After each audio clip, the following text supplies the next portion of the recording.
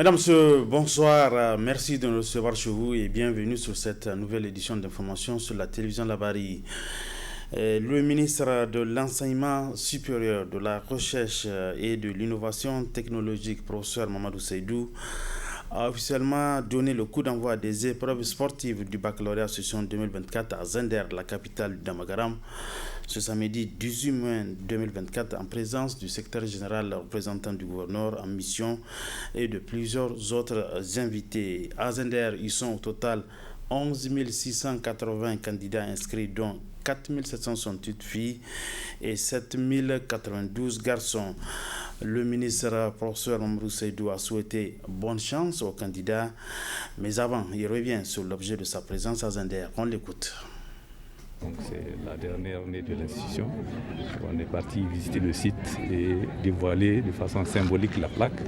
Les infrastructures vont suivre très bientôt parce que nous avons un fort appui en termes de partenaires techniques et financiers pour la question compte tenu de l'importance et la pertinence de ce domaine. Je ne vous apprends rien, vous êtes totalement imprégné de cette question.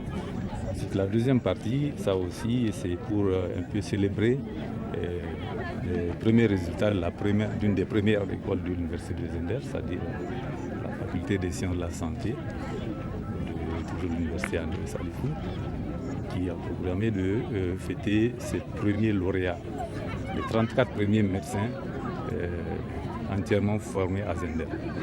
Bien sûr, avec la collaboration de ceux qui ne sont pas de Zender, bien sûr. Et sur les 34, ils étaient au départ 175. Donc vous voyez, 175 au début en première année, et ils finissent à 34. D'autres sont en train de terminer également. Certains se prennent leur temps, il y en a qui sont même en quatrième année encore. Depuis 2013-2014, la première année. C'est pour dire que c'est une épreuve de fond. Ici, la première épreuve qu'on a vue, c'est une épreuve de vitesse, les 100 mètres plats. Mais médecine, c'est une course de fond. Il y a même eu une année absorbée, je ne me rappelle plus de l'année. Ils ont quand même tenu bon. Ils ont eu leur parchemin de médecin généraliste. Alors pour être spécialiste en quelque chose, il faut ajouter 4 ans en général. Donc vous voyez, ça fait les 10 qu'ils ont passés. Jusqu'à ça fait 14 ans.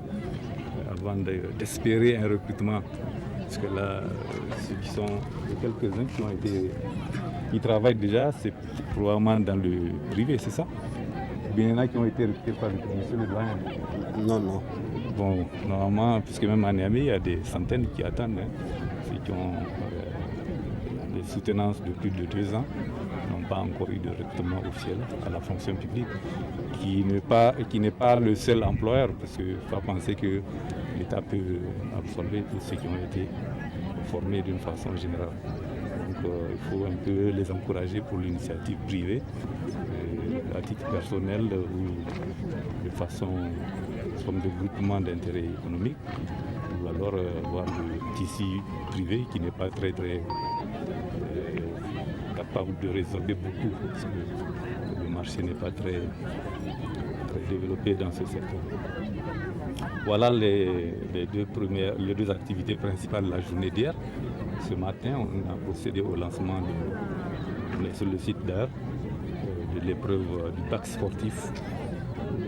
Inscrit au niveau de l'année globalement, pour cette année, c'est 68 000 et quelques, un peu moins du tiers pour les filles, donc en termes de comparaison. Et pour Zender, le responsable de l'épreuve vient de donner les chiffres. Donc on leur souhaite bonne chance et bon courage. Je rappelle que c'est une épreuve importante, ça permet de rattraper lorsqu'il y a un petit déficit sur les épreuves dures qui vont venir. Du point de vue théorique, là c'est dur du point de vue physique. C'était là le ministre de l'Enseignement supérieur, de la Recherche et de l'Innovation technologique, professeur Mamadou Seydou, qui a donné officiellement le coup d'envoi ce matin à Zender, le coup d'envoi donc des épreuves sportives du baccalauréat 2024. Ici à Niamey, c'est le stade municipal qui a servi de cadre ce matin pour le lancement des épreuves sportives du baccalauréat session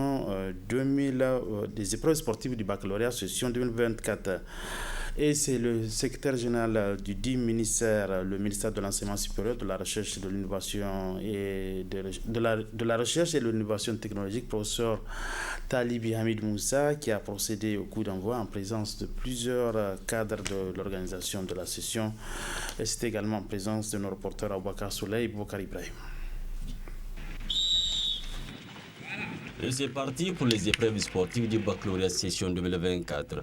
Ce sont au total 28 413 candidats qui ont pris ce samedi matin 18 mai les chemins de 18 centres qui comptent la région de Niamey.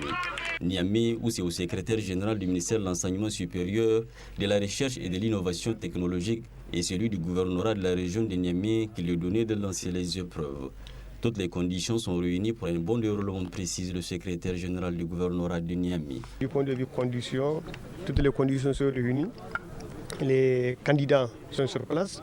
Et ceux qui sont censés les évaluer sont sur place. En tout cas, aucun incident n'a été signalé. Donc tout se passe dans les meilleures conditions. Le message que j'ai à l'endroit des candidats, c'est que la matière, l'épreuve EPS, c'est une matière comme toutes les autres matières. Donc il va falloir qu'ils l'apprennent avec beaucoup de sérieux, qu'ils s'appliquent pour que chacun puisse avoir la meilleure note. Au niveau de la région, nous avons 28 413 candidats, dont 8 413 filles. Et de l'autre côté, donc dedans, il y a 21 338 qui vont composer. Donc il y a ceux qui sont dispensés et qui ne peuvent pas suivre l'épreuve sportive. Intervenant juste après le coup d'envoi, le secrétaire général du ministère de l'Enseignement supérieur et celui du gouvernorat de Niamey ont tour à tour intervenu pour éclairer les candidats sur les procédures de la notation, tout en invitant ces derniers à donner le meilleur d'eux-mêmes. Pour rappel, ces épreuves sportives dureront une semaine plus la séance de rattrapage. Voilà, bonne chance donc à tous les candidats pour le bac sportif session 2024.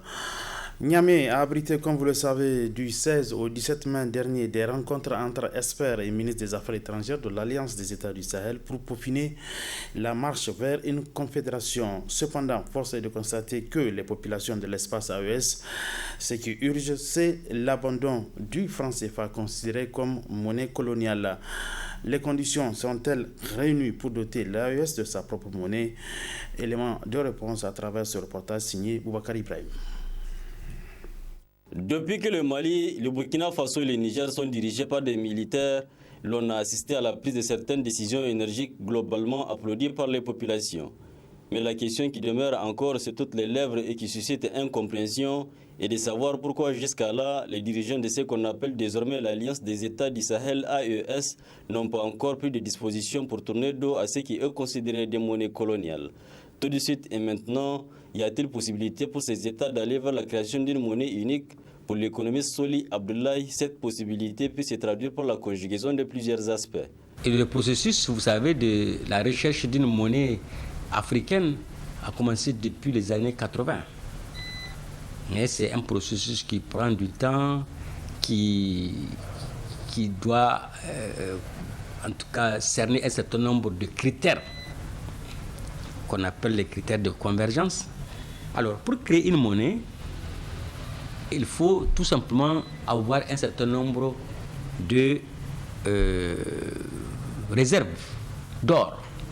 Parce que vous savez, la monnaie, elle a un caractère fiduciaire. C'est-à-dire, on fait foi, on a confiance à quelque chose qu'on fait, un papier, un métal qu'on vous livre, n'est-ce pas, pour que vous donniez, par exemple, vous, un bien que vous avez. Donc, si vous avez la quantité d'or qu'il faut pour créer donc la banque centrale, et la banque centrale va faire des réserves d'or cette réserve d'or qui va équivaloir à la quantité de la monnaie qu'on va émettre, n'est-ce pas? Donc, il n'y a pas de problème. Maintenant, le second aspect, il faut que votre monnaie soit arrimée à une autre monnaie de référence internationale. Le deuxième aspect, pour que cette monnaie soit viable, pour qu'elle soit respectée, pour qu'elle soit utilisée, il faut que du point de vue économique, vous représentez quelque chose. Il faut que vous ayez quand même une grande population. Ça, c'est important. Parce que la population, elle a comme atout, comme vertu, c'est-à-dire le caractère de consommer. Il faut que vous ayez des industries. Parce que si vous avez une monnaie et que l'extérieur ne vient pas chercher quelque chose chez vous, mais votre monnaie n'aura pas de valeur. Invitant les autorités à faire preuve de volonté politique en se lançant dans la perspective d'une monnaie unique, Soli Abdoulaye rappelle qu'il n'y a aucun développement possible en étant dans la zone franc. Aujourd'hui, le fait que nous soyons dans le franc CFA est pire que quand nous allons avoir notre monnaie, même si elle va trébucher, on va avoir des petits problèmes, des petits soucis. Vaut mieux avoir cette monnaie qui est la nôtre que cette monnaie que la France est en train de nous imposer et en train de nous exploiter à travers elle. Et tant qu'on n'a pas cherché à quitter le franc CFA, je vous garantis qu'il n'y aura jamais de développement dans nos pays. Jamais. Parce que la France a mis un système bien calculé, bien huilé, qui fait qu'avec ce système, avec cette monnaie qu'elle nous crée, qu'elle nous donne, on ne peut pas penser à un développement. Donc il faut oser, il faut avoir cette volonté. Et c'est ça malheureusement qui manque. Or aujourd'hui, vous savez, par le passé, ce qui fait que les chefs d'État hésitent parce qu'ils sont menacés. C'est des chefs d'État qui, soi-disant élus démocratiquement, donc ils ont leurs pieds et mains attachés, liés par la France. Ils ne peuvent pas oser. Dès qu'ils font, on les menace de coups d'État. Aujourd'hui, ce sont des militaires que nous avons au pouvoir. Et des militaires qui ont pris déjà des décisions courageuses, n'est-ce pas, qui cherchent à nous extirper de l'emprise de la France. Ici, d'un arrangement monétaire entre les anciennes colonies françaises et la France, cette devise qui a déjà subi plusieurs dévaluations est aujourd'hui en termes d'échange des très longs comparables à l'euro ou encore au dollar. A rappeler enfin que pour l'instant, l'abandon de cette monnaie est vivement souhaité par la grande majorité des populations qui la partagent. Vont-elles un jour assister à cette possibilité? L'avenir nous le dira. Tout autre chose dans cette édition d'information, plus qu'un luxe, le téléphone mobile est de nos jours un véritable outil de travail pour bon nombre d'usagers. Mais il est très fréquent de voir que certains passent tout leur temps à utiliser leur téléphone à d'autres fins comme les jeux. Une situation peu orthodoxe qui a suscité ce reportage signé Hamza Sakou. Science sans conscience n'est que ruine de l'âme. Cette citation trouve bien sa place dans ce contexte où on constate que beaucoup de jeunes perdent leur temps à manipuler les téléphones, non pas pour des recherches ou autres avantages, mais plutôt pour des jeux. Les jeunes un peu partout, si vous les voyez, ils donnaient plus de temps à leur téléphone qu'avec ceux avec qui ils sont en train de causer. Et cela est dû à plusieurs facteurs. Souvent, ils sont connectés. Mais pour la plupart du temps, ils passent leur temps à jouer. Cela est sans nul doute une perte de temps.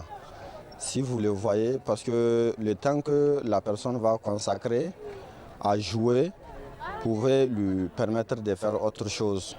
C'est une véritable perte de temps que ces jeunes sont en train de faire.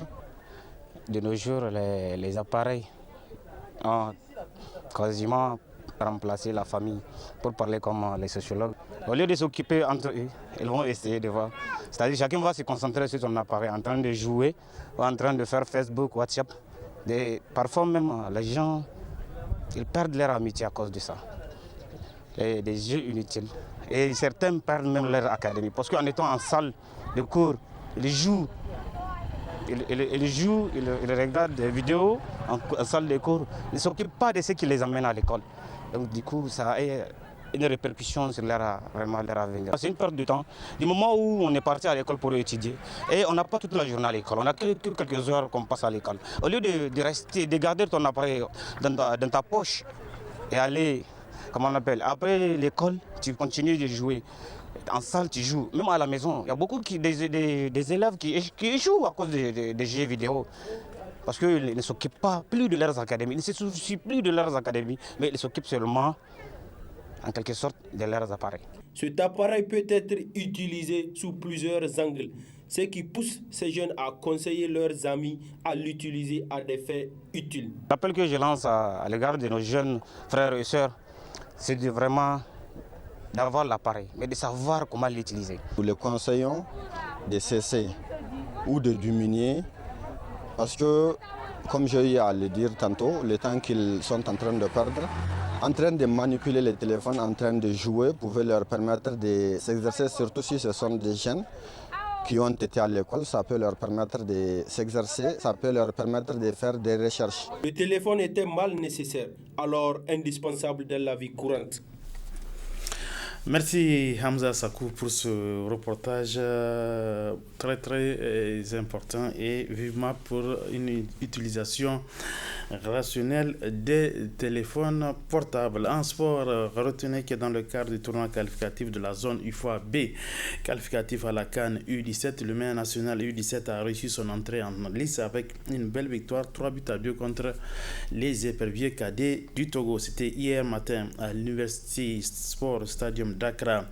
Le coach Mohamed Bachirou dit Arizona du MENA U17 satisfait de la victoire de ses poulains. On l'écoute. Nous avons eu plus de situations de but que l'adversaire. Et rien qu'à la première mi-temps, si nous avons été lucides devant les buts, on aurait parti à la mi-temps avec un score de 2 ou 3-0. Bon, nous sommes partis à la pause avec un score de 1-0. Et dans le contenu, ce qui a un peu le plus marché pour nous, c'est notre bloc de récupération. Puisque nous récupérons collectivement le ballon et nous projetons devant pour surprendre l'adversaire et passer le ballon dans les dos des adversaires et être en face du gardien. Et en deuxième mi-temps, nous avons apporté des corrections par rapport à ceux qui étaient devant. D'entrée de jeu, quand nous sommes revenus, nous avons aggravé le score avec le deuxième but marqué par Medo. Et à partir de là, l'adversaire a un peu pris le dessus. Et ils nous ont harcelés. Et dans cet harcèlement, nous avons malheureusement encaissé un but. Et automatiquement, nous avons eu la réaction à travers les remplacements que nous avons effectués, qui a apporté du tonus à l'équipe. Et nous avons marqué notre troisième but. Et à partir de ce niveau, avec un peu la fatigue et un peu la déconcentration chez certains de nos joueurs, nous avons encore encaissé un deuxième but qui a mis un peu la pression sur nous. Et mieux encore, vers la fin, nous avons failli encaisser un troisième but, dit était la vigilance d'un défenseur qui a pu enrayer les dangers. Bon, finalement, l'objectif est atteint parce que nous avons pu engranger les 3 points. C'est ça l'objectif du match. Et ce match nous a permis d'avoir beaucoup de renseignements vis-à-vis de la qualité physique de nos joueurs, vis-à-vis de la concentration et tout. Nous allons mettre à profit la journée de demain, cette soirée et la journée de demain pour encore discuter avec les enfants, faire une séance vidéo pour leur montrer leurs erreurs et ça va peut-être les remobiliser et leur permettre de comprendre que certaines erreurs ne sont pas permises dans le football. Surtout, le nombre d'occasions que nous avons manquées dans ce match-là allait nous permettre de nous mettre à l'abri, surtout par rapport au but marqué, parce que c'est des aspects qui peuvent rentrer en ligne de mire dans le classement définitif. Voilà, félicitations donc au poulain du coach Arizona et prochaine sortie de MENA U17, ça sera demain, Inch'Allah, dimanche 19 mai, contre le Nigeria. Bonne chance à nos cadets. Ainsi prend fin cette édition d'information. Mesdames et messieurs, merci à vous de l'avoir suivi. Bon week-end à tous, bonsoir.